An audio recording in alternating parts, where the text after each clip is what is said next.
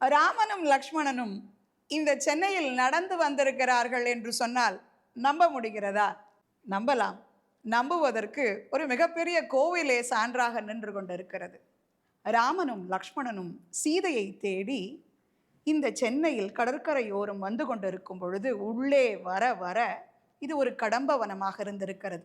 அப்படி ராம லக்ஷ்மணர்கள் மாடு செல்லும் பாதை, ஒரு ஒத்தையடி பாதையில் சீதையை தேடிக்கொண்டு வரும்பொழுது ராமனின் காலில் ஒரு கல் இடறுகிறது.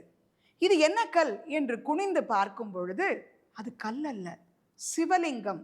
ஆகா, சிவலிங்கத்தை என் கால்களால் தொட்டுவிட்டேனே, அந்த பாவத்திற்கு ஒரு மண்டலம். நீர் இல்லாமல் ஆகாரம் இல்லாமல் தவம் கிடக்கிறான் ராமன்.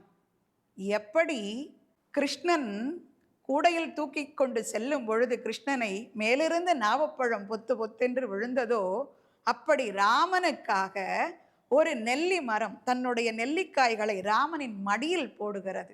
அந்த ஒரு நெல்லிக்காயை ஒரு நாள் உண்டு 48 நாள் ராமன் தவம் கிடக்கிறான், ஓம் நம சிவாய என்று சொல்லிக்கொண்டு.